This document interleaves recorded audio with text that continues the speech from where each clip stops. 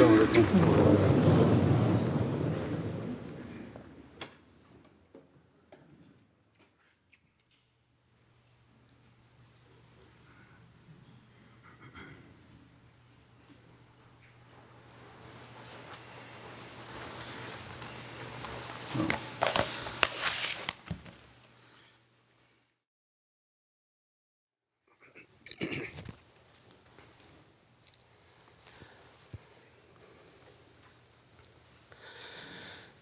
اللہ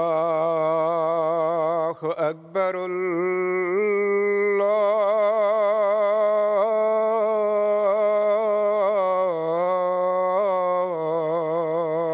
اکبر.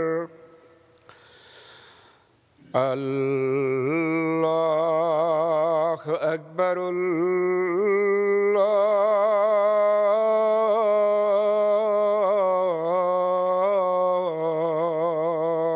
اکبر. أشهد أن لا إله إلا الله. أشهد أن لا إله إلا الله. أشهد أن محمدًا رسول الله.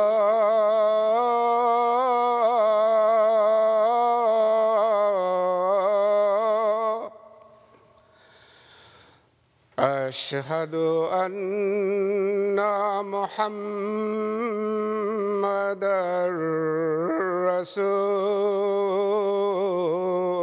الله.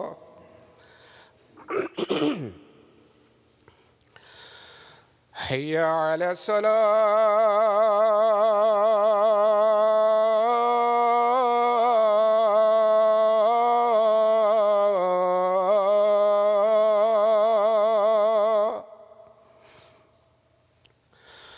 حي على الصلاة.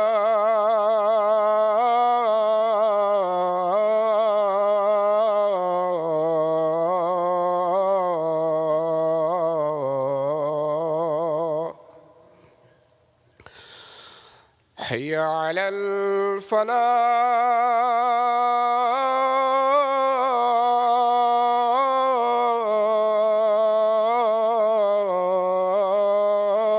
الفلاح.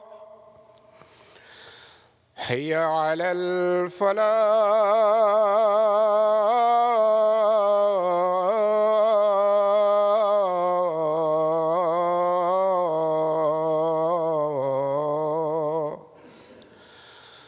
الله أكبر.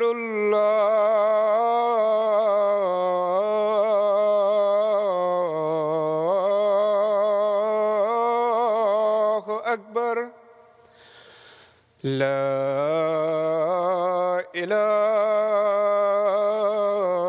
إلا الله.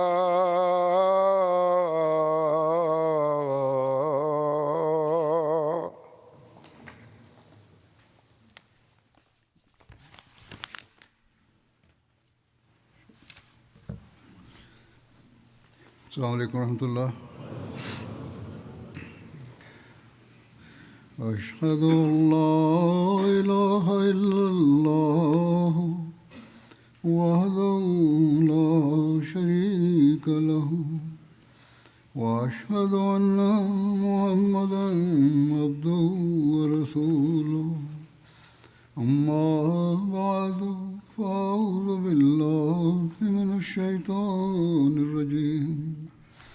بسم الله الرحمن الرحيم.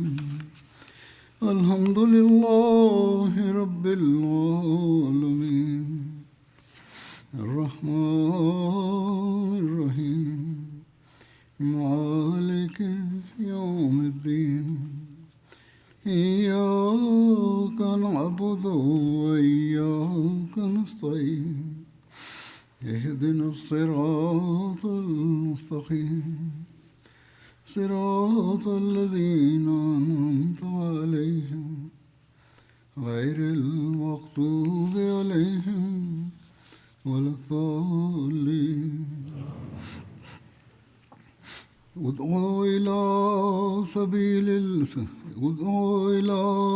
سبيل ربك بالحكمة والموعظة الحسنة وجادلهم بالتي هي أحسن إن ربك هو أعلم بمن ضل عن سبيله وهو أعلم بالمهتدين.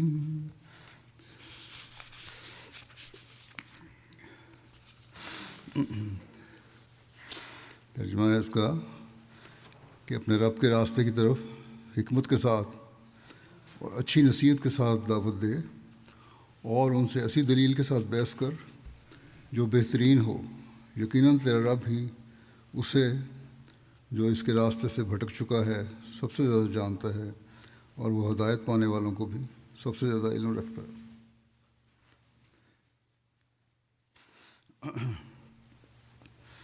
قرآن شریف میں اللہ تعالیٰ نے اس آیت میں بھی اور بہت سی دوسری آیات میں بھی جہاں تبلیغ کرنے کی تلقین فرمائی ہے وہاں آسن رنگ میں تبلیغ کرنے کی ہدایت دی ہے اور نصیحت کرنے کی تلقین فرمائی ہے تاکہ دوسروں پر اثر بھی ہو اور اس کا فائدہ بھی ہو. اور وہ لوگ جو اس میں عمل کرتے ہیں ان کی تبلیغ ہمیشہ پھل لاتی ہے، رنگ لاتی ہے. اللہ تعالیٰ کے فضل سے وہ بہت حد تک کامیاب ہو جاتے ہیں. بس اس اصول کو ہمیشہ اپنے سامنے رکھنا چاہیے. آج کل سوشل میڈیا کی وجہ سے لوگ سمجھتے ہیں کہ تبلیغ بہت آسان ہے. جو شوق رکھتے ہیں وہ یہ کام بڑے شوق سے کرنے کی کوشش کرتے ہیں. یا بعض ایسے بھی ہیں جو پبلک جگہوں پر جا کر، جہاں ان ملکوں میں اجازت ہے، پاکستان وغیرہ میں تو اجازت بھی نہیں ہے، تو ویسے بھی تبلیغ کی اجازت نہیں، تو یہ تبلیغ کرنے کا شوق جو رکھتے ہیں وہ وہاں جا کے پورا کرتے ہیں. یہ اچھی بات ہے، لیکن تبلیغ کے لیے بھی کچھ شرائط اور آداب ہیں جنہیں ہمیشہ اپنے سامنے رکھنا چاہیے، ورنہ الٹا اثر ہو جاتا ہے، جیسا کہ اللہ تعالیٰ نے اس آیت میں بھی فرمایا ہے. بس اس بات کو سمجھیں اور پھر تبلیغ کریں، کیونکہ بعض لوگ اپنی تبلیغ سے دوسروں پر منفی اثر ڈالتے ہیں اور بجائے مثبت اثر ہونے کے الٹا اثر ہو رہا ہوتا ہے. اور بعض دفعہ غیروں کو جماعت پر بھی اور جماعت کی تعلیم پر بھی اعتراض کرنے کا موقع مل جاتا ہے جو حقائق سے دور ہے. پھر بعض لوگ جو نئے اس میدان میں آئے ہوتے ہیں اور سمجھتے ہیں کہ ہمارے پاس بڑی دلیلیں ہیں، جب دلیلیں نہیں ہوتی اور مخالفین کو قائل نہیں کر سکتے، جو ٹھوس دلیل نہیں دے سکتے، تو مایوسی کا شکار ہو جاتے ہیں. حالانکہ مایوسی کی کوئی بات نہیں ہے، ہمارے پاس اللہ تعالیٰ کے فضل سے دلائل ہیں. ہاں یہ اور بات ہے کسی کے پاس اس کی کسی سمجھ نہ ہو اور بیان نہ کر سکتا ہو. جماعت احمدیہ جو بات کرتی ہے اللہ تعالیٰ کے فضل سے حکمت اور دلائل کے ساتھ کرتی ہے اور اس تعلیم کے مطابق کرتی ہے جو اللہ تعالیٰ نے حضرت صلی اللہ علیہ وسلم کو قرآن کریم میں دی اور جس پر خود حضرت صلی اللہ علیہ وسلم نے عمل فرمایا. بس اس بات کو ہمیشہ سامنے رکھنا چاہیے کہ ہم نے جو تبلیغ کرنی ہے وہ آسن رنگ میں کرنی ہے. ایک دفعہ حضرت مسیح علیہ السلام نے اس بارے میں یعنی تبلیغ کے بارے میں ایک بڑی اہم ہدایت فرمائی. آپ نے فرمایا کہ مجھ سے پوچھا گیا کہ امریکہ اور یورپ میں تعلیم اسلام پھیلانے کے لیے کیا کرنا چاہیے. کیا یہ مناسب ہے کہ بعض انگریزی خواہ مسلمانوں میں سے یورپ اور امریکہ میں جائیں اور وعظ اور منادی کے ذریعے سے مقاصد اسلام ان لوگوں پر ظاہر کریں، زبان آتی ہے تبلیغ کریں۔ آپ فرماتے ہیں لیکن میں عموماً اس کا جواب ہاں کے ساتھ کبھی نہیں دوں گا۔ یہ بڑی عام بات ہے، کیونکہ جیسا کہ آپ نے فرمایا کہ صرف انگریزی خوانی ہی یا کسی زبان کے آنے سے ہی دین کا علم نہیں آ جاتا، بلکہ اس کے اور بھی بہت سارے لوازمات ہیں۔ اس میں علم بڑھانے کی ضرورت ہے، جیسا کہ میں نے پہلے بھی کہا ہے۔ یہاں بھی مختلف جگہوں پر لوگ تبلیغ کرتے ہیں، لیکن مخالفین کے سوالوں کے مکمل جواب اور مکمل علم کے ساتھ مکمل علم کے ساتھ نہیں دے سکتے۔ اسی طرح سوشل میڈیا پہ بھی ایسا ہی ہے، جیسا کہ میں پہلے کہہ چکا ہوں۔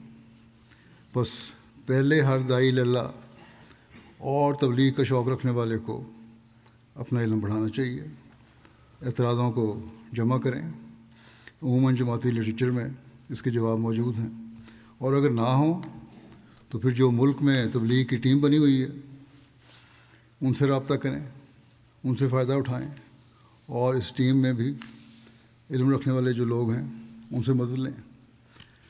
جیسا کہ حضرت مسیح موعود علیہ السلام نے فرمایا کہ میں تو کبھی ہاں میں جواب نہیں دوں گا۔ پھر آگے آپ فرماتے ہیں کہ میں ہرگز مناسب نہیں جانتا کہ ایسے لوگ جو اسلامی تعلیم سے پوری طور پر واقف نہیں اور اس کی اعلیٰ درجوں کی خوبیوں سے بالکل بے خبر، اور نیز زمانہ حال کی نکتہ چینیوں کے جوابات پر کامل طور پر حاوی نہیں ہے، اور نہ روح القدس سے تعلیم پانے والے ہیں۔ یہ بھی بڑی ضروری چیز ہے کہ مبلغ کا، تبلیغ کرنے والے کا روح القدس سے تعلیم پانا اور اللہ تعالیٰ سے تعلق بھی ہونا چاہیے۔ فرماتے ہیں وہ ہماری طرف سے وکیل ہو کر جائیں، یہ تو نہیں ہو سکتا۔ فرمایا کہ میرے مبلغوں کو اللہ تعالیٰ سے بھی ایک خاص تعلق ہونا چاہیے تاکہ اللہ تعالیٰ پھر ان کی تائید فرمائے۔ اور فرماتے ہیں کہ میرے خیال میں ایسی کارروائی کا ضرر اس کے نفع سے اقرب اور اسرع الوقوع ہے، الا ماشاء اللہ۔ مطلب یہ ہے کہ اگر ہم ایسی بات کریں گے تو اس کا نفع کم اور ضرر زیادہ ہے، الا ماشاء اللہ۔ بعض موقعوں پہ باعث فائدہ بھی ہو جاتا ہے، ایک دو مثالیں مل جاتی ہیں، لیکن عمومی طور پر یہی ہے کہ منفی اثر ہوتا ہے۔ بس ایک مبلغ اور داعی اللہ کو یہ بات ہمیشہ اپنے سامنے رکھنی چاہیے کہ جب ہم نے تبلیغ کرنی ہے تو اس کے بہت سارے لوازمات بھی ہیں جو ہم نے پورے کرنے ہیں۔ اگر یہ ہوگا تو تبھی ہم صحیح رنگ میں تبلیغ کر سکیں گے۔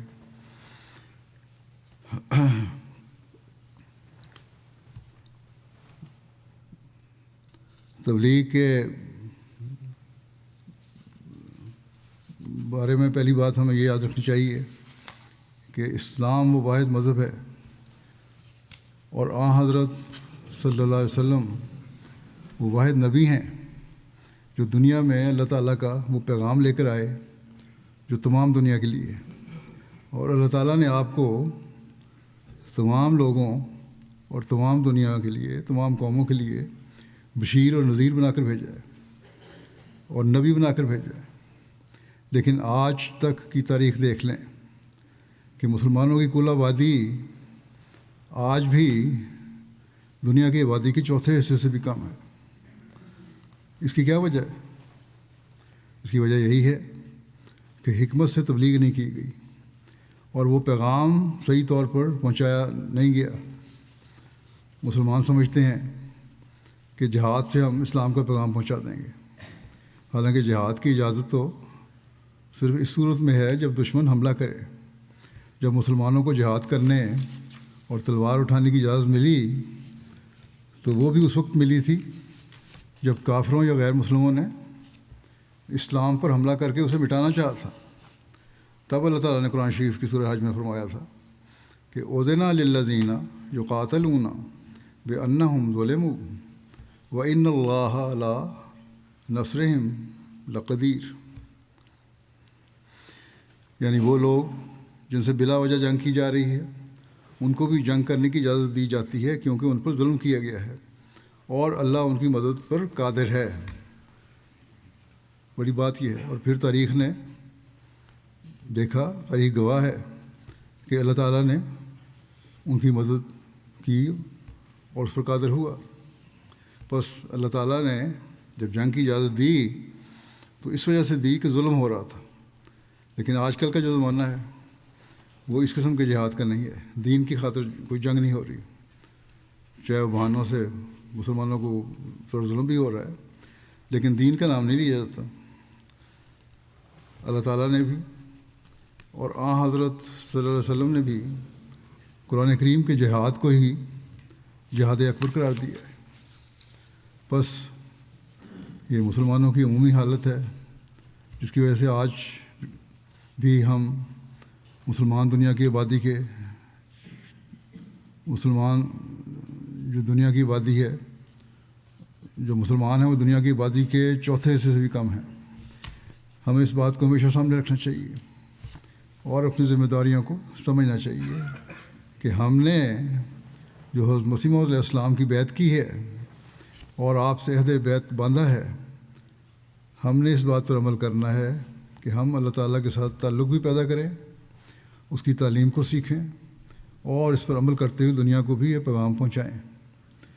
بعض لوگ نیک نیتی سے کام کرتے ہیں جیسا کہ میں نے شروع میں کہا، لیکن انہیں پوری طرح علم نہیں ہوتا یا تعلق باللہ کا وہ معیار قائم نہیں ہوتا جو ایک داعی اللہ کا ہونا چاہیے، جس کے نتیجے میں پھر انہیں مایوسی ہوتی ہے. اس بات کو ہمیشہ سامنے رکھنا چاہیے کہ حضرت صلی اللہ علیہ وسلم نے بھی تبلیغ کے لیے حکم دیے ہیں اور بعض ہدایات فرمایا کرتے تھے. اور روایات میں بہت ساری روایتیں ملتی ہیں. ایک روایت ہے حضرت ابن عباس سے کہ ہمیں یہ حکم دیا گیا کہ ہم لوگوں سے ان کی عقلوں کے مطابق بات کریں. پہلی بات یہی ہے کہ جس کی جتنی عقل ہے، جتنا اس کا علم ہے، یا جس مزاج اور مذہب کا وہ آدمی ہے، اس کے مطابق اس سے بات کی جائے. مثلا مسلمانوں کو اگر حضرت مسیح موعود علیہ السلام کی آمد کا بتانا ہے تو ان کو قرآن اور حدیث اور ان کے بزرگوں کی کتب سے بتانا چاہیے.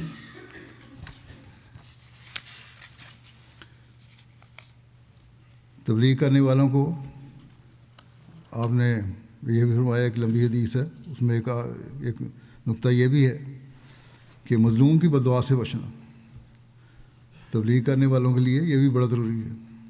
ہمیشہ اس کے اپنے اخلاق اچھے اور اعلیٰ ہوں اور حقوق العباد کا وہ معیار ہو کہ وہ کبھی کسی مظلوم کی بد دعا لینے والا نہ ہو، بلکہ ہمیشہ مظلوم کی دعائیں لینے والا ہو. جب وہ دعائیں لینے والا ہوگا تو کاموں میں اللہ تعالیٰ برکت ڈالے گا. فرمایا اس لیے بچنا چاہیے کیونکہ اس کے اور اللہ کے درمیان کوئی روک نہیں ہے. بس ہمیشہ اس بات کو سامنے رکھنا چاہیے. پھر یہ آیت جو میں نے پڑھی ہے اس میں موعظۃ الحسنہ کی وضاحت کرتے ہوئے ایک جگہ حضرت مسیح علیہ السلام فرماتے ہیں کہ خدا نے ہم پر فرض کر دیا ہے کہ جھوٹے الزامات کو حکمت اور موعظہ حسنہ کے ساتھ دور کریں، اور خدا جانتا ہے کہ کبھی ہم نے جواب کے وقت نرمی اور آہستگی کو ہاتھ سے نہیں دیا، یعنی ہمیشہ استعمال کی نرمی. خود اپنا حال فرما رہے ہیں کہ میں تو نرمی اور آہستگی سے جواب دیتا ہوں. ہمیشہ اللہ تعالیٰ، یہی میرا اصول ہے اور اللہ تعالیٰ اس پر گواہ ہے، اور ہمیشہ نرم اور ملائم الفاظ سے کام لیا ہے. بس تبلیغ کا یہ طریقہ ہے جو ہمیں اختیار کرنا چاہیے.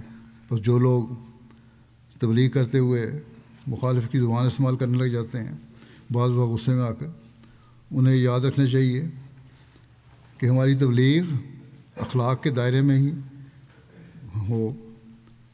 ان کے پاس دلیل نہیں ہے اس لیے وہ غلط زبان استعمال کرتے ہیں، لیکن اگر ہم بھی غلط زبان استعمال کریں گے اس کا مطلب یہ ہے کہ ہمارے پاس بھی کوئی دلیل نہیں. بعض لوگ کہہ دیتے ہیں کہ حضرت مسیح علیہ السلام نے بھی سختی کی ہے. پہلی بات تو وہی ہے جو میں نے بیان کی کہ آپ نے سختی نہیں کی، اور جہاں آپ نے سختی کی وہاں آپ نے لوگوں کو یہ جواب دیا کہ بجوز اس صورت کے کہ بعض اوقات مخالفوں کی طرف سے نہایت سخت اور فتنہ انگیز تحریریں پا کر کسی قدر سختی مصلحت آمیز اس غرض سے ہم نے اختیار کی کہ تا قوم اس طرح سے اپنا معاوضہ پا کر وحشیانہ جوش کو دبائے. نیت یہاں بھی نیک تھی، اور یہ سختی نہ کسی نفسانی جوش سے اور نہ کسی اشتعال سے، بلکہ محض آیت و جادلہم باللتی ہے آسن پر عمل کر کے ایک حکمت عملی کے طور پر استعمال میں لائی گئی. یہ سختی جو میں نے کی ہے کوئی دل کی رنجشیں نہیں تھیں، یہ تو ایک سبق دینے کے لیے تھا. اور دوسرا یہ کہ جو لوگ جوش میں آ جاتے ہیں ان کو جوش کو دبانے کے لیے مسلمانوں میں سے، تاکہ اگر میں جواب دے دوں تو لوگ بھی مسلمان بھی غلط قسم کے قدم نہیں اٹھائیں گے اور مار دھاڑ پر نہ آ جائیں. فرمایا کہ وہ بھی اس وقت کے مخالفوں کی توہین تحقیر اور بد زبانی کی انتہا پر ہم نے کی ہے. جو کہیں لکھا ہوا نظر آتا ہے میرا الفاظ، تو اس وقت جو مخالفت ہو رہی تھی ان کی بد زبانی کی وجہ سے سختی کی ہے. جب اسلام اور کیونکہ جب وہ اسلام اور آن حضرت صلی اللہ علیہ وسلم کی توہین اور تحقیر اور بد زبانی انتہا تک پہنچ گئی تھی، جب انہوں نے انتہا تک پہنچا دی اس وقت کی. فرمایا کہ ہمارے سید و مولا سرور کائنات فخر موجودات کی نسبت ایسے گندے اور پرشر الفاظ ان لوگوں نے استعمال کیے کہ قریب تھا کہ ان سے نقص امن پیدا ہو. اس وقت ہم نے اس حکمت عملی کو برتا ہے. بس آپ نے اپنے مختلف کتب میں سخت الفاظ سے جماعت کو روکا ہے، اور یہی فرمایا ہے کہ بعض جگہ میں نے یہ الفاظ بعض مجبوریوں کی وجہ سے استعمال کیے ہیں، لیکن تم لوگوں نے نرمی کرنی ہے، تم لوگوں نے سخت الفاظ استعمال نہیں کرنے. اور آپ نے اس سختی میں ان کی تاریخ کے حوالے سے باتیں کی ہیں، ان کی طرح گالیاں اور غلیظ زبان استعمال نہیں کی. پھر اسی طرح اس آیت کی تشریح کرتے ہوئے آپ فرماتے ہیں کہ ہمارے لیے قرآن کریم میں یہ حکم ہے کہ ولا تجادلوا اہل الکتاب الا باللتی ہے آسن. یہ سورہ عنکبوت کی آیت ہے. مطلب یہ ہے کہ اہل کتاب سے بحث نہ کرو مگر اس دلیل سے جو بہترین ہو.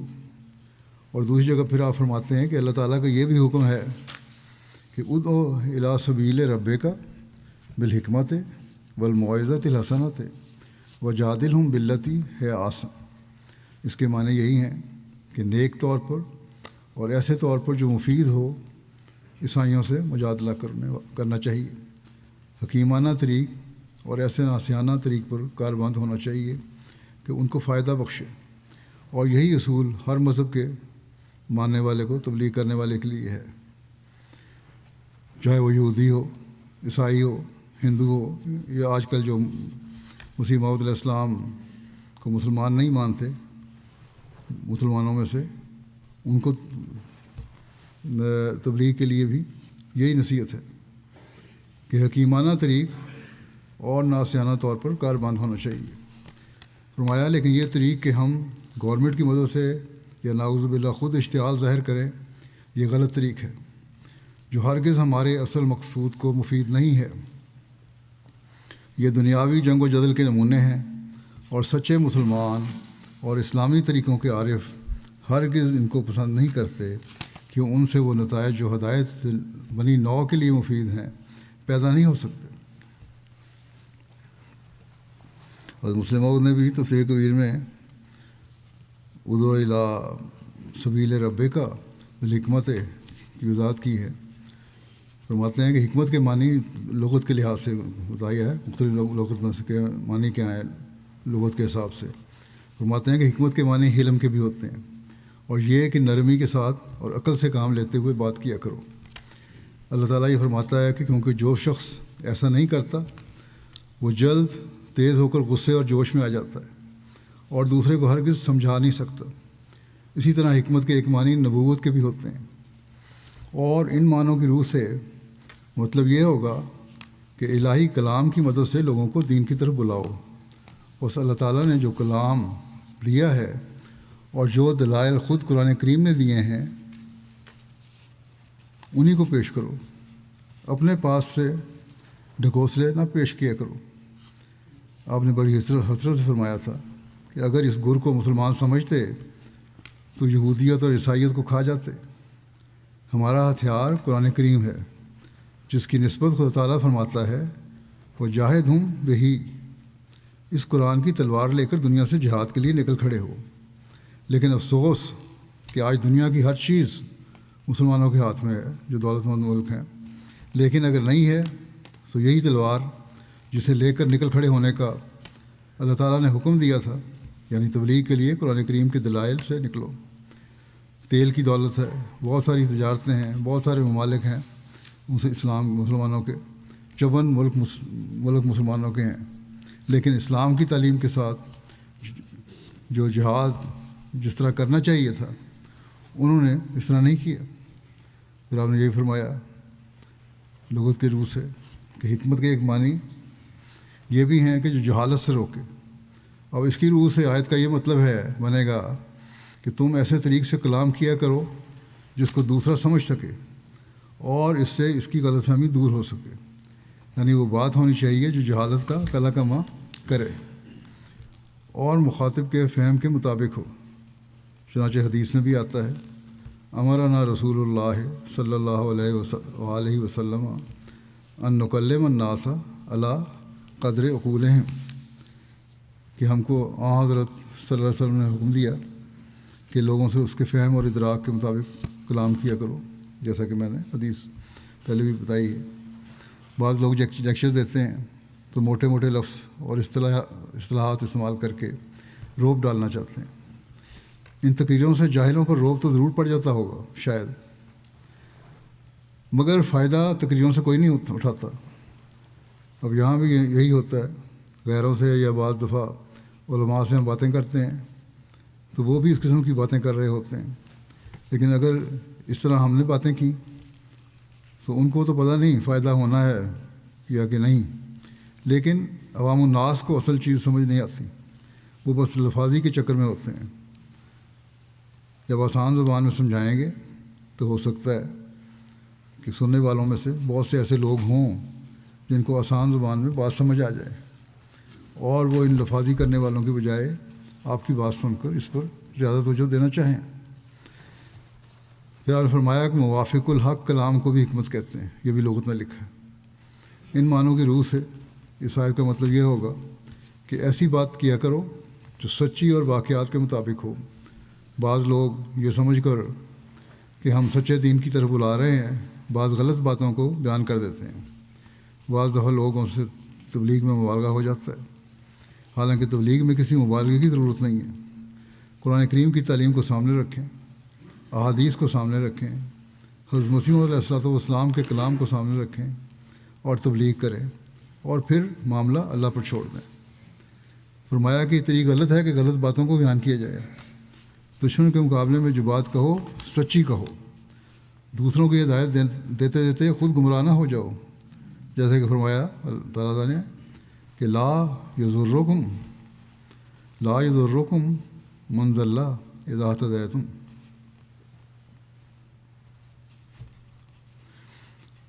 اگر تم ہدایت پر قائم رہتے ہوئے ہو تو اس کی پرواہ نہ کرو کہ دوسرا گمراہ ہوتا ہے کہ نہیں۔ دوسرے کی گمراہی تمہیں کوئی نقصان نہیں پہنچائے گی، اپنے آپ کو بچاؤ۔ یعنی کوئی ایسی بات جو گناہ ہو، غلط ہو، اس خیال سے نہ کرو کہ اس کے ذریعے سے میں دوسرے کو ہدایت دوں گا۔ جب تمہاری ہدایت اور دوسرے کی ہدایت ٹکرا جائے تو اس وقت تم اپنی ہدایت کی فکر کرو اور دوسرے کی ہدایت کو خدا پر چھوڑ دو، کیونکہ اللہ تعالیٰ یہ پسند نہیں کرتا کہ مومن کافر ہو جائے اور کافر مومن ہو جائے، وہ تو دوسروں کو ہدایت دینا چاہتا ہے۔ پھر آپ نے اسی حکمت کے لفظ کی تشریح کرتے ہوئے لغات میں سے یہ بھی کہا کہ محل و موقع کے مناسب کلام کو بھی حکمت کہتے ہیں۔ ان معنوں کی روح سے آیت کا مطلب یہ ہوگا کہ تبلیغ میں بر محل بات کرنی چاہیے۔ اگر بعض دلائل سے دشمن کے برانگیختہ ہونے یا غصے میں آنے کا اندیشہ ہو اور یہ خطرہ ہو کہ وہ اس طرح تمہاری بات نہیں سنے گا تو یہ مناسب نہیں کہ بلا وجہ اس کو چڑھاؤ۔ تم اس کے سامنے دوسرے دلائل بیان کرو جن کو وہ ٹھنڈے دل سے سن سکے۔ گویا بات کرتے وقت پہلے مزاج شناسی کر لو۔ اگر تم ان کو خواہ مخواہ بھڑکاؤ گے تو ایسی تبلیغ کا کوئی فائدہ نہیں ہوگا۔ محض اپنی بڑائی بیان کرنے اور یہ بتانے کے لیے کہ ہم سچے ہیں، مسیح موعود سچے ہیں، اسلام سچا ہے اور حضرت صلی اللہ علیہ وسلم یقیناً تمام دنیا کے لیے نبی ہیں، یہ باتیں کرنے سے اشتعال ہی پیدا ہوتا ہے۔ مگر اگر غیر دلیل کے کرو گے تو حکمت سے بات کرو تاکہ لوگوں کو ان باتوں کی سمجھ بھی آئے۔ بس یہ ہے خوبی کہ اللہ تعالیٰ نے مختصر الفاظ میں تبلیغ کے سارے گر بیان کر دیے، اور یہی وہ طریقہ ہے کہ اگر ہم تبلیغ کرنے والے اس پر عمل کریں تو انشاءاللہ کامیابیاں بھی ملیں گی۔ الموعظۃ الحسنہ یعنی وہ کلام جو دلوں کو نرم کر دیتا ہے اور ان پر گہرا اثر ڈالتا ہے۔ اس نصیحت کے ذریعے مسلمانوں کو یہ توجہ دلائی ہے کہ خشک دلیلوں سے کام نہیں چلایا کرو۔ اب آج کا یہ جماعت احمدیہ کا کام ہے کہ وہ اسلام کا یہ پیغام دنیا کو بتائیں۔ ہر ایک جس سے بھی مخالف یا مقابل کے طور پر بات چیت ہو، اس کو یہ بتایا جائے کہ دین میں محض خوش دلیلیں نہیں ہیں، بلکہ نصیحت کے مختلف پہلو ہیں جن پر عمل کرنا چاہیے۔ یہ فرمایا کہ جذبات ابھارنے والی باتیں بھی کیا کرو، اور حکمت کے ساتھ موعظۃ الحسنہ کو بھی شامل رکھا کرو۔ اور حسنہ کا لفظ رکھ کر بتا دیا کہ جھوٹی غیرتیں نہ دلاؤ، جیسا کہ آج کل کے جاہل علماء لوگوں کو بلا وجہ راست بازی کے خلاف بھڑکاتے ہیں۔ وجادلہم باللتی ہی احسن کہہ کر یہ بتایا کہ ان سے جھگڑا کرتے وقت یہ بھی مد نظر رکھا کرو، یعنی بحث کرتے وقت، کہ مختلف دلائل میں سے جو سب سے اعلیٰ اور مضبوط دلیل ہو اس کو بطور بنیاد اور مرکز کے قائم کیا کرو، اور باقی دلائل کو اس کے تابع رکھو، کیونکہ تائیدی دلیل کے ٹوٹ جانے سے اصل دلیل کو کوئی ذوف نہیں پہنچتا۔ اس کے برخلاف اگر مرکزی نقطہ کمزور ہو تو مضبوط تائیدی دلائل بھی کوئی زیادہ فائدہ نہیں دیتے۔ پھر اللہ تعالیٰ فرماتا ہے کہ اِنَّ رَبَّکَ هُوَ أَعْلَمُ بِمَنْ ضَلَّ عَنْ سَبِیلِهِ وَهُوَ أَعْلَمُ بِالْمُهْتَدِينَ، یقیناً تیرا رب بھی اسے جو اس کے راستے میں بھٹک چکا ہے سب سے زیادہ جانتا ہے، اس کے راستے سے بھٹک چکا ہے سب سے زیادہ جانتا ہے، اور وہ ہدایت پانے والوں کو بھی علم رکھتا ہے۔ بس اس میں بتلایا کہ تم اچھی طرح سے تبلیغ کرتے رہو، لیکن اگر لوگ نہ مانیں تو اس سے یہ نتیجہ نکال کر مایوس نہ ہو جانا کہ ہمیں تبلیغ کرنی ہی نہیں آتی، کیونکہ ممکن ہے کہ تمہاری تبلیغ میں کوئی نقص نہ ہو، مگر مخاطب کے دل پر اس کے گناہوں کا ایسا زنگ ہو کہ خدا تعالیٰ اس کے لیے ہدایت کی کھڑکی نہ کھولے۔ غرض تبلیغ میں منہمک رہنا چاہیے، یہی اصل چیز ہے۔ ہمارا کام تبلیغ کرتے رہنا ہے، نتیجہ نکالنا اور اثر پیدا کرنا خدا تعالیٰ کا کام ہے۔ حضرت مسیح علیہ الصلوۃ والسلام فرماتے ہیں کہ بہت سے مولوی اور علماء کہلا کر ممبروں پر چڑھ کر اور اپنے تئیں نائب الرسول اور وارث الانبیاء قرار دے کر واز کرتے پھرتے ہیں، کہتے ہیں کہ تکبر، غرور اور بدکاریوں سے بچو، مگر جو ان کے اپنے اعمال ہیں اور کرتوتیں ہیں وہ خود کرتے ہیں، ان کا اندازہ اس بات سے کر لو کہ ان باتوں کا اثر تمہارے دلوں پر کہاں تک ہوتا ہے۔ جو نیک فطرت ہے ان پہ کہاں اثر ہوتا ہے ان کا۔ بس اگر تمہارے دلوں پر ان مولویوں کی تبلیغ کا اثر نہیں ہوتا تو پھر اپنا حال دیکھ لو۔ اگر تم بھی ایسی باتیں کرو گے تو تمہاری باتوں کا کہاں اثر ہوگا۔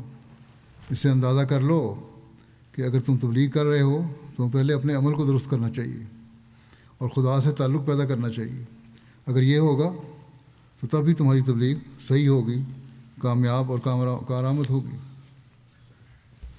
آپ نے فرمایا کہ اگر اس قسم کے لوگ عملی طاقت بھی رکھتے اور کہنے سے پہلے خود کرتے تو قرآن شریف میں لما تقولون ما لا تفعلون کی کیا ضرورت تھی؟ لما تقولون ما لا تفعلون کی کہنے کی کیا ضرورت تھی اللہ تعالیٰ قرآن شریف میں؟ یہ آیت ہی بتلاتی ہے کہ دنیا میں کہہ کر خود نہ کرنے والے بھی موجود تھے، ہیں اور ہوں گے آئندہ بھی۔ بس یہ اس بات کی دلیل ہے کہ ایسے لوگ ہوں گے جو تبلیغ کرتے ہیں تو ان کی دلیلیں سن کر لوگ بعض دفعہ قائل تو ہو جاتے ہیں، لیکن پھر جب ان کے عمل دیکھتے ہیں تو بھٹک جاتے ہیں۔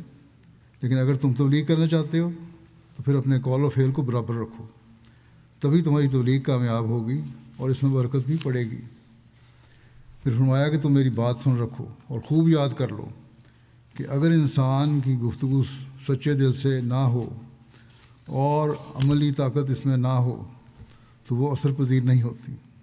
اسی سے تو ہمارے نبی کریم صلی اللہ علیہ وسلم کی بڑی صداقت معلوم ہوتی ہے، کیونکہ جو کامیابی اور تاثیر فی القلوب آپ کے حصے میں آئی، جس طرح کامیابی ہوئی اور دلوں میں تاثیر آپ نے پیدا کی، اس کی کوئی نظیر نہیں بنی آدم کی تاریخ میں نہیں ملتی۔ اور یہ سب اس لیے ہوا کہ آپ کے قول اور فعل میں پوری مطابقت تھی۔ بس اگر ہم نے تبلیغ کا عمل کرنا ہے اور پیغام پہنچانا ہے تو آپ کو اس طریق پر عمل کرنا پڑے گا، ہمیں اس طریق پر عمل کرنا پڑے گا، آپ صلی اللہ علیہ وسلم کی تعلیم پر عمل کرنا پڑے گا اور اللہ تعالیٰ سے خاص تعلق پیدا کرنا پڑے گا۔ پھر اسی بات کو بیان کرتے ہوئے کہ لما تقولون ما لا تفعلون، حضرت مسیم علیہ السلام ایک اور جگہ فرماتے ہیں کہ مومن کو دو رنگی اختیار نہیں کرنی چاہیے، ہمیشہ اپنے قول اور فعل کو درست رکھو اور ان میں مطابقت رکھو۔ جب صحابہ نے اپنی زندگیوں میں دکھایا، تم بھی ان کے نقش قدم پر چل کر اپنے صدق اور وفا کے نمونے دکھاؤ، تب ہی تبلیغ میں بھی برکت پڑے گی۔ صرف یہ دیکھ لینا کہ آج میرے پاس میڈیا آ گیا تو میں تبلیغ کر لوں، اس سے تبلیغ کے نتائج پیدا نہیں ہو سکتے۔ پھر آپ نے وجادلہم باللتی ہی احسن کی تشریح ایک جگہ اس طرح فرمائی کہ جسے نصیحت کرنی ہو اسے زبان سے کرو، یعنی زبان سے نصیحت کرنی ہے کرو۔ ایک ہی بات ہوتی ہے، وہ ایک پیرائے میں ادا کرنے سے ایک شخص کو دشمن بنا سکتی ہے اور دوسرے پیرائے میں دوست بنا دیتی ہے۔ الفاظ ہیں، الفاظ ایک ہی طرح کا مطلب، ایک ہی بات کہنی ہے، لیکن ایک بات ایک طرف سے کی جائے دشمن بنا دیتی ہے اور نرم الفاظ میں کی جائے تو دوست بنا دیتی ہے۔ بس وجادلہم باللتی ہی احسن کے موافق اپنے عمل درآمد رکھو۔ اسی طرح طرز کلام کا نام خدا نے حکمت رکھا ہے، چنانچہ فرماتا ہے یوت الحکمت من یشاء، یعنی جسے چاہتا ہے حکمت عطا فرماتا ہے۔ پھر آپ نے فرمایا کہ اسلام کی حفاظت اور سچائی ظاہر کرنے کے لیے سب سے اول تو یہ وہ پہلو ہے کہ تم سچے مسلمانوں کا نمونہ بن کر دکھاؤ۔ بس پہلی چیز یہی ہے، یہ کوئی کریڈٹ نہیں ہے کہ ہم نے تبلیغ کر دی یا ہم نے ان کو پیغام پہنچا دیا۔ پیغام پہنچانے کے ساتھ ہمیں یہ بھی دیکھنا ہوگا کہ ہم نے اپنی حالت میں کیا تبدیلی پیدا کی۔ صرف پیغام پہنچانا کافی نہیں ہے، اسی پر فخر نہیں ہونا چاہیے کہ ہم احمدی ہو گئے، ہم نے تبلیغ کر دی اور داعی اللہ میں ہمارا نام آ گیا، نہیں، بلکہ آپ نے فرمایا کہ سب سے اول یہی وہ پہلو ہے کہ تم سچے مسلمانوں کا نمونہ بن کر دکھاؤ، اور دوسرا پہلو یہ ہے کہ اس کی خوبیوں اور کمالات کو دنیا میں پھیلاؤ۔ ہاں، پھر جب نمونہ بن جاؤ گے تو پھر دنیا میں پھیلاؤ، پھر دیکھو کیا انقلابات ہیں۔ جو انقلاب دنیا میں پیسے والے نہیں پیدا کر سکے وہ تم پیدا کرو گے۔ جو لوگ چند دن تبلیغ کر کے سمجھتے ہیں کہ نتیجہ ظاہر نہیں ہوا، اس کے بارے میں بھی آپ نے فرمایا کہ چاہیے کہ جب کلام کرے تو سوچ کر اور مختصر کام کی بات کرے۔ بہت بحثیں کرنے سے کچھ فائدہ نہیں ہوتا، بس چھوٹا سا چٹکلا کسی وقت چھوڑ دیا جو سیدھا کان کے اندر چلا جاتا ہے، پھر کبھی اتفاق ہوا تو پھر صحیح۔ یہ مستقل مزاجی تبلیغ کرنے والی بات ہے۔ غرض آہستہ آہستہ پیغام حق پہنچاتا رہے اور تھکے نہیں، یہ ہمارا کام ہے، تھکنا نہیں۔ یہ نہیں کہ ایک دن ہم نے کیمپ یا اسٹال لگا لیا، تبلیغ کر دی اور اس کے بعد کام ختم ہو گیا، نہیں، کیونکہ آج کل خدا کی محبت اور اس کے ساتھ تعلق کو لوگ دیوانگی سمجھتے ہیں۔ آپ فرماتے ہیں کہ آج کل لوگ خدا کے ساتھ تعلق کو دیوانگی سمجھتے ہیں۔ اگر صحابہ اس زمانے میں ہوتے تو لوگ انہیں سدائی کہتے اور وہ انہیں کافر کہتے۔ دن رات بیہودہ باتوں، طرح طرح کی غفلتوں اور دنیاوی فکروں سے دل سخت ہو جاتا ہے اور بات کا اثر دیر سے ہوتا ہے۔ آج کل تو دنیا میں بہت زیادہ دنیا دار لوگ ہیں، جو زمانے میں آپ بات کی ہے اس زمانے سے بہت بڑھ گئے ہیں دنیا داری میں، جو دنیا میں ڈوبے ہوئے ہیں۔ ان پر کیا اثر ہونا ہے؟ اس لیے یہ نہ سمجھیں کہ ہم نے فلاں مولوی یا فلاں عالم سے تبلیغ کر کے اس کو قائل کرنا ہے، یا فلاں بحث کرنے والے اور اعتراض کرنے والے کو تبلیغ کرنی ہے۔ ہمارا مقصد یہ ہے کہ دنیا میں حقیقی اسلام کا پیغام پہنچے، اور دنیا کو اس بات کا قائل کرنا ہمارا مقصد ہے کہ اس زمانے میں حضرت مسیح موعود علیہ السلام نے آنا تھا، وہ آ گئے۔ اس کے لیے ہمیں کوشش کرنی چاہیے۔ صرف بحثوں اور ڈیبیٹس اور لمبے سوال و جواب میں پڑھنے کے بجائے تبلیغ کے ذریعے یہ دیکھیں کہ ہم کس طرح زیادہ سے زیادہ لوگوں کو پیغام حق پہنچا سکتے ہیں اور ان کی اصلاح کر سکتے ہیں۔ صحابہ کرام نے بھی یہی کیا تھا، وہ تبلیغ کیا کرتے تھے، لیکن آج کل چونکہ لوگ دنیاوی فکروں میں ڈوبے ہوئے ہیں اور ان کو سمجھانا مشکل ہے، اس لیے بڑی حکمت سے انہیں سمجھانا پڑتا ہے۔ اگر ہمارے عملی نمونے وہی بات آ گئی ہوں گے تو خود بخود توجہ بھی ہماری طرف پیدا ہوگی لوگوں کی۔ آپ نے اپنی ایک مثال دی، ایک تحصیلدار تھا، میرے سے بحث کیا کرتا تھا، اس کو میں نصیحت کیا کرتا تھا، میرا مذاق اڑاتا تھا وہ، لیکن آخر ایک وقت آیا میں نے بھی اس کو نہیں چھوڑا۔ میں کہا تمہیں چھوڑوں گا نہیں، بتاتا رہوں گا، نصیحت کرتا رہوں گا۔ کوئی شاید اس کی کوئی صحیح فطرت دیکھ لی ہوگی آپ نے۔ تو بہرحال کہتے ہیں میں آخر اس کو مستقل مزاجی سے کرتا رہا، اور ایک وقت ایسا آیا کہ وہ دھاڑے مار مار کے رونے لگ گیا اور مجھ سے معافی مانگنے لگ گیا۔ کہاں مذاق اڑاتا تھا، استہزاء کرتا تھا، کہاں رونے والی حالت ہو گئی اس کی، بلکہ رونا شروع کر دیا۔ تو آپ فرماتے ہیں کہ بعض وقت سعید آدمی ایسا معلوم ہوتا ہے جیسے شقی ہو، اور بدبخت آدمی لگتا ہے، لیکن ہوتا وہ سعید ہے۔ جب اس کے پیچھے پڑھ کے اس کی سمجھ کے مطابق اور حکمت سے کام لے کر باتیں کرتے رہو تو وہ سمجھ جاتا ہے۔ فرمایا کہ یاد رکھو ہر قفل کے لیے ایک کلید ہے، ہر تالے کی ایک چابی ہوتی ہے۔ بات کے لیے بھی ایک چابی ہے اور وہ مناسب طرز ہے، مناسب طرز سے بات کرنی چاہیے۔ آپ فرماتے ہیں جس طرح دواؤں میں کوئی دوا کسی کے لیے مفید ہوتی ہے اور کوئی کسی چیز کے لیے، بیماری کے لیے، ایسے ہی ہر ایک بات ایک خاص پیرائے میں خاص شخص کے لیے مفید ہو سکتی ہے۔ یہ نہیں کہ سب سے یکساں بات کی جائے۔ بیان کرنے والے کو چاہیے کہ کسی کے برا کہنے کا برا نہ منائے، بلکہ اپنا کام کیا جائے اور تھکے نہیں۔ عمراء کا مزاج بہت نازک ہوتا ہے اور دنیا سے غافل ہوتے ہیں، بہت باتیں سن بھی نہیں سکتے۔ انہیں کسی موقع پر کسی پیرائے میں نہایت نرمی سے نصیحت کرنی چاہیے۔ ہر طبقے کو نصیحت کرنی ہے، عمراء کو بھی اور غرباء کو بھی۔ عمراء کی تبلیغ کا یہ گورا آپ نے بتایا کہ موقع ماحول کے لحاظ سے جب دیکھو تب کوئی نصیحت کی بات کرو۔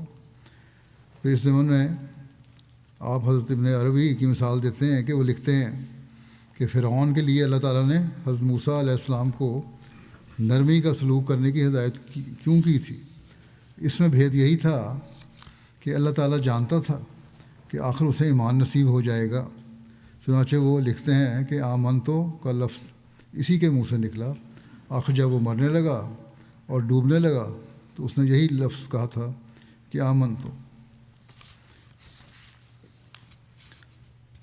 حضرت مسلم موعود تبلیغ کے بارے میں حضرت یوسف علیہ السلام کی مثال بیان کرتے ہیں کہ جب حضرت یوسف کو قید میں ڈالا گیا تو وہاں 2 اور قیدی بھی تھے۔ اس کا بیان کرتے ہوئے آپ لکھتے ہیں کہ حضرت یوسف علیہ السلام نے انہیں اپنی طرف متوجہ کرنے میں عجیب حکمت سے کام لیا۔ چونکہ خطرہ تھا کہ تبلیغ کرنے پر گھبرائیں گے، اس لیے پہلے ان کو تسلی دی کہ میں زیادہ وقت نہیں لوں گا، بلکہ کھانا آنے سے پہلے ہی تم کو فارغ کر دوں گا۔ یہ اس لیے کیا کہ گھبرا نہ جائیں اور غور سے سنتے رہیں۔ معلوم ہوتا ہے کہ حضرت یوسف علیہ السلام کو تبلیغ کا موقع نہیں ملتا تھا۔ انہوں نے ان کے سوال کو غنیمت جانا جو قیدیوں نے خوابوں کی تعبیر پوچھنے کے بارے میں کیا تھا، اور سمجھ لیا کہ ان کی ضرورت کے پورا ہونے سے پہلے تبلیغ کروں گا، تو یہ سننے پر مجبور ہوں گے۔ پھر آپ نے حضرت صلی اللہ علیہ وسلم کی مثال دی۔ یوسف نے نہیں، یہ ایک تو مثال ان کی حضرت یوسف کی، دوسری مثال حضرت صلی اللہ علیہ وسلم کی ہے۔ ابتدائی زمانے میں جب آپ نے دعویٰ پیش کیا، جب آپ اہل آنے مکہ کو تبلیغ کرنا چاہتے تھے تو لوگ اس سے کترا جاتے تھے اور تبلیغ نہیں سنتے تھے.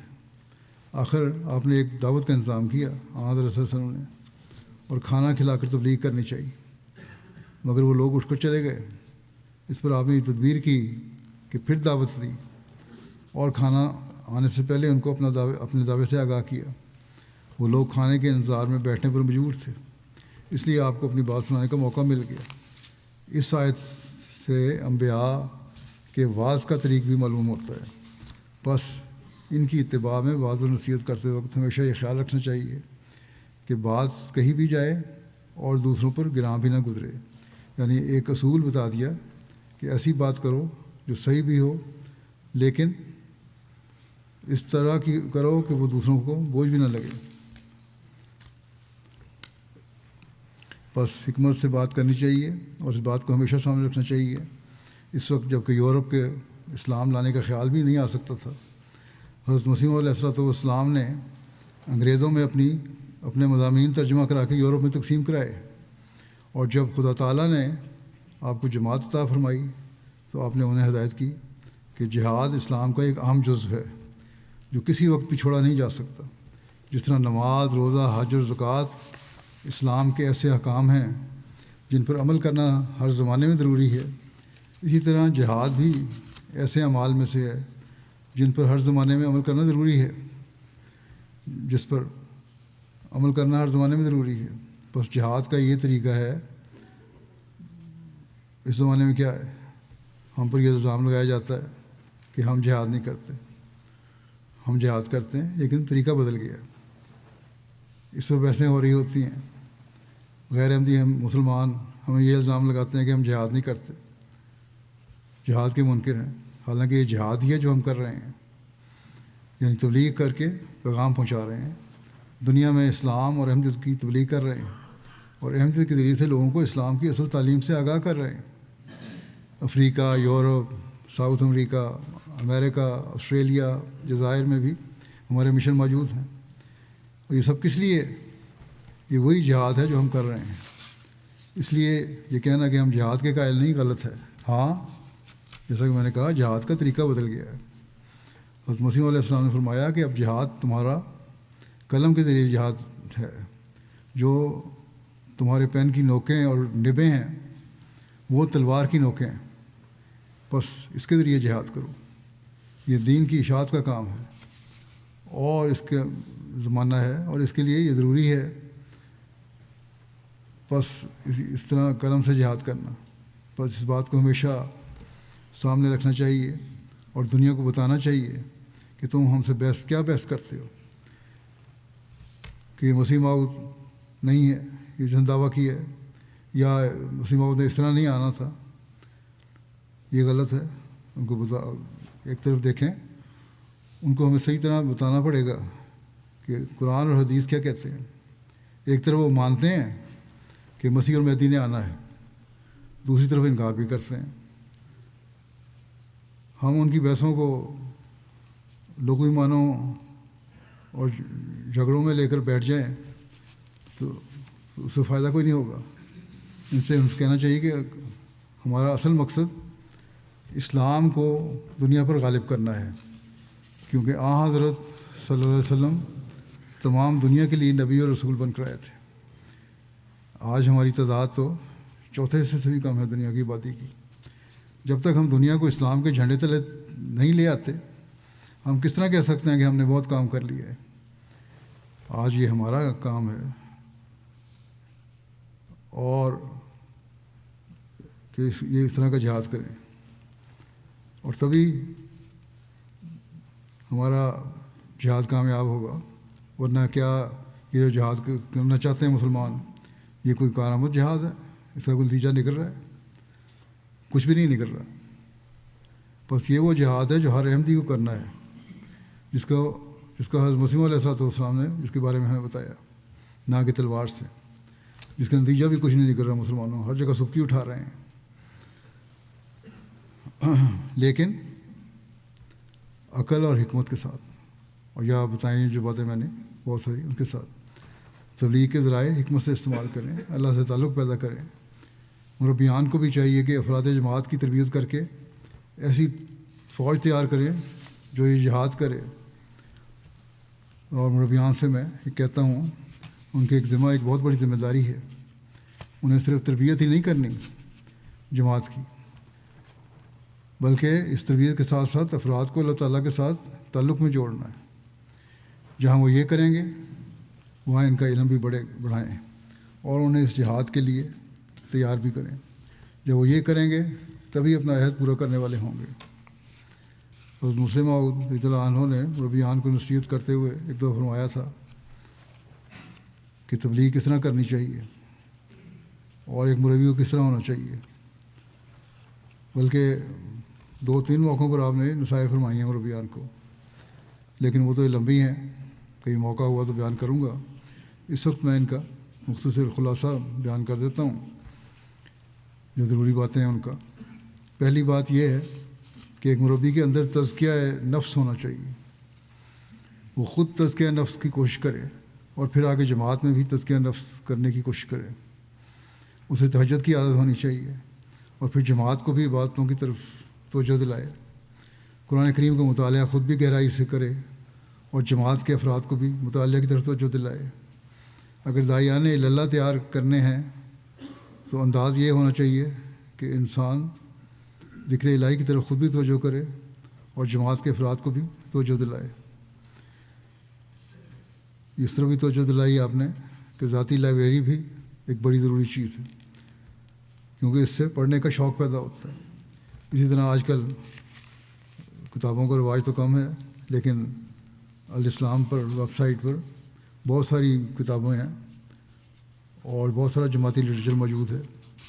جنہیں کتابیں خریدنے کی توفیق نہیں یا ان کو اس طرح شوق نہیں پیدا ہوتا، وہ کم از کم اس طرح توجہ دیں اور مطالعے کے لیے ایک وقت مقرر کریں۔ پھر اسی طرح توکل علی اللہ ہے کہ بہت زیادہ ہونا چاہیے۔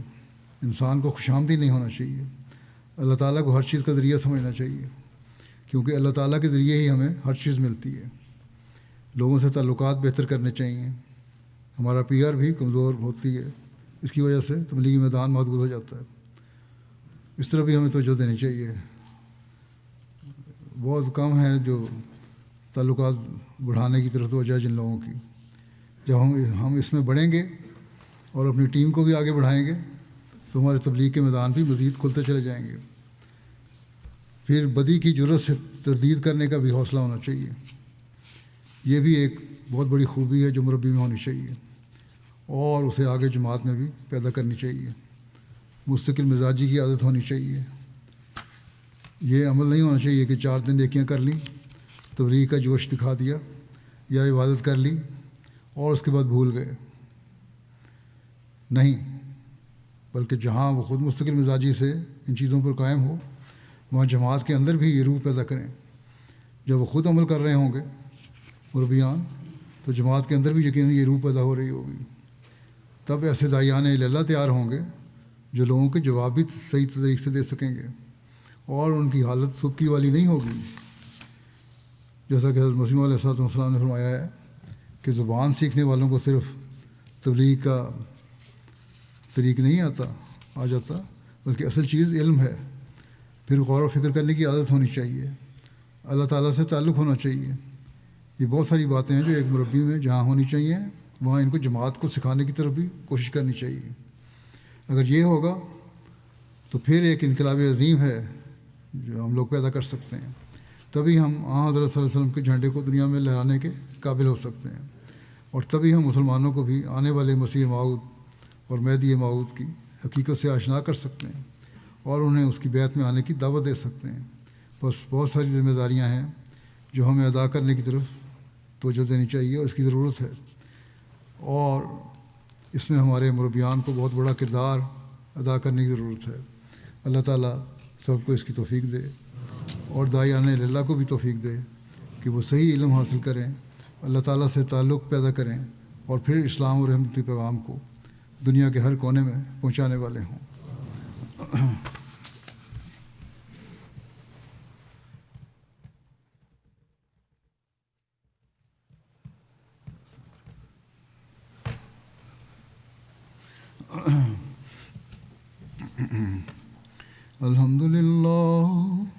الحمد لله نحمده ونستعينه ونستغفره ونؤمن به ونتوكل عليه ونعوذ بالله من شرور أنفسنا ومن سيئات أعمالنا من يهده الله فلا مضل له ومن يضلل فلا هادي له ونشهد أن لا إله إلا الله ونشهد أن محمدا عبده ورسوله عباد الله رحمكم الله عباد الله رحمكم الله إن الله يأمر بالعدل والإحسان وإيتاء ذي القربى وينهى عن الفحشاء والمنكر والبغي يعظكم لعلكم تذكرون اذكروا الله يذكركم وادعوه يستجب لكم ولذكر الله أكبر